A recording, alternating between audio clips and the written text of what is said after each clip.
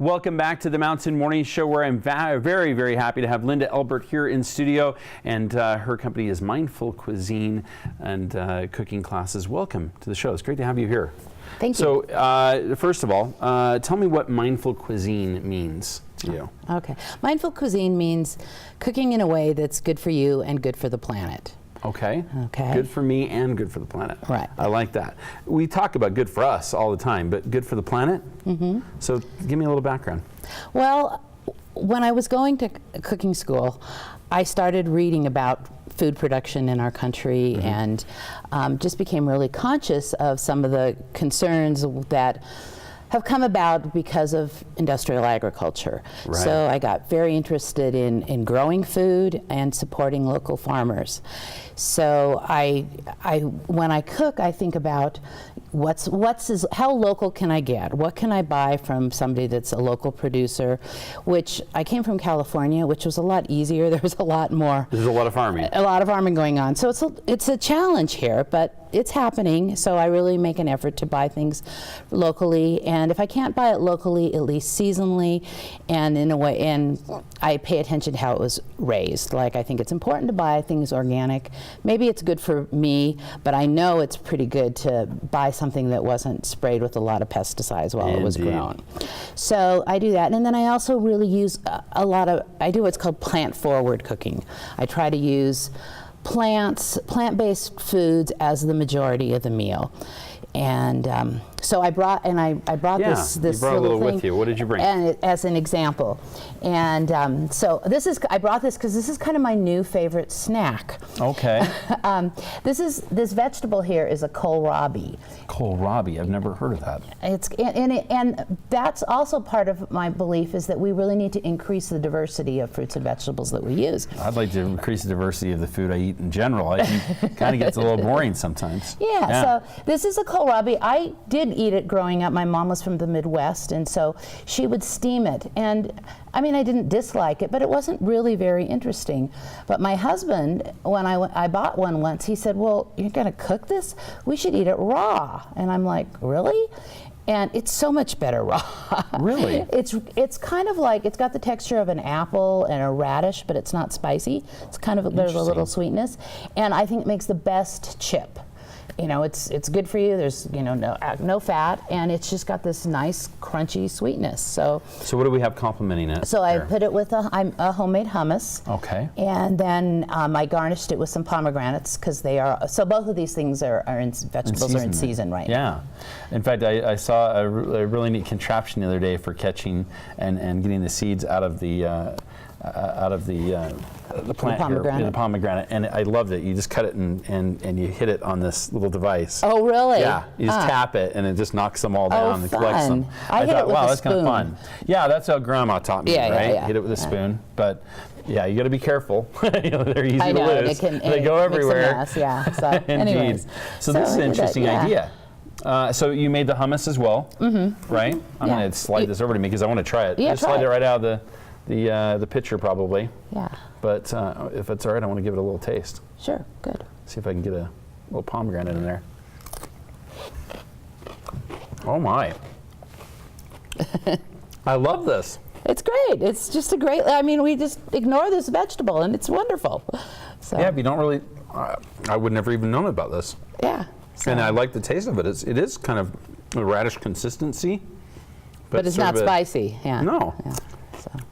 It reminds me of daikon a little bit. A little bit. Radish. Yes, that kind. Okay, I like that. Wow, it's really tasty.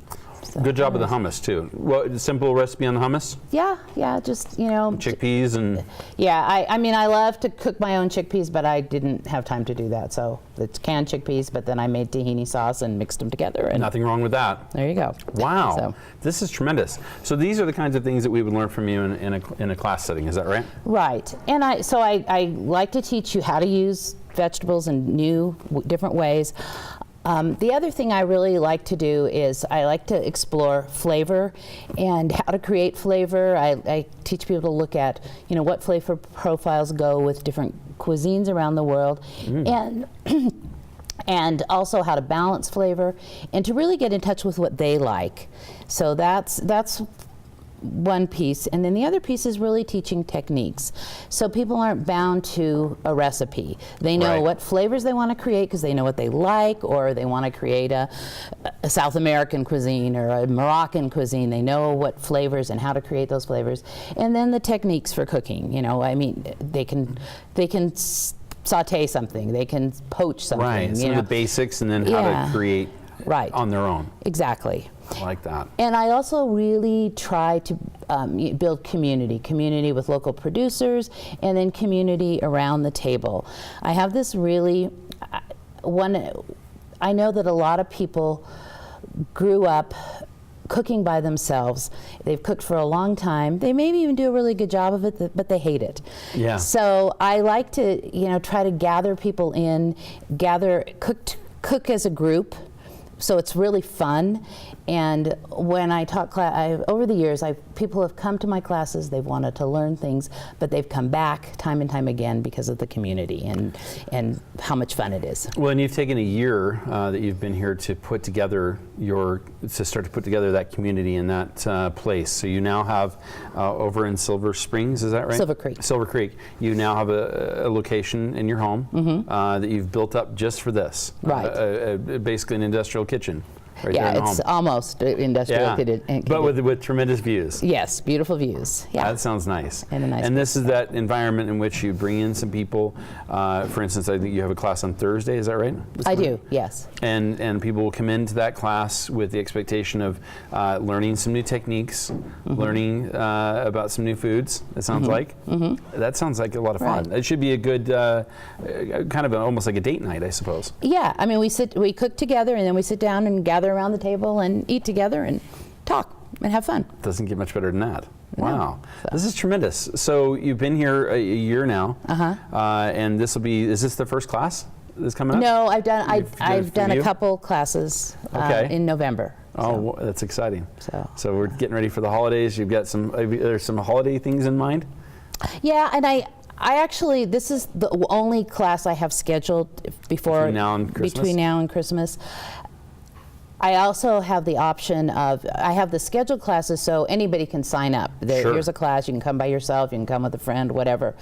I also have the option where you can call me up. I've got a private event menu, and you can pick something from that. You could say, Nice. hey, I want to learn how to do whatever you want to learn, and we can put together a menu for a small group. Ooh, that'd be fun. That's that's a great time among friends that gather. That's a terrific way to do it.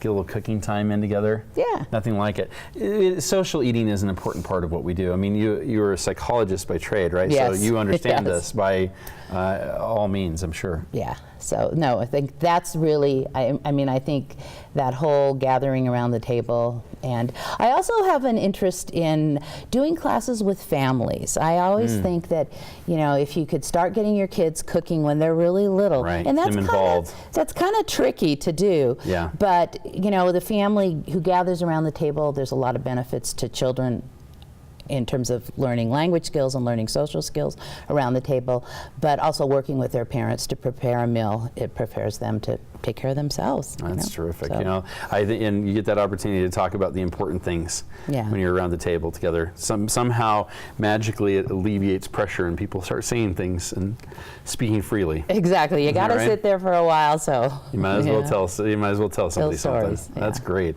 Well, I want to thank you so very much for being here. Again, it's Mindful Cuisine. You have a class on Thursday. The website is www.mindfulcuisine.com. All right, so you can go there and get more information, and bring your community into the community of mindful cooking with Mindful Cuisine. I'm going to take a little bite here as we go out to break, because this is pretty tasty stuff.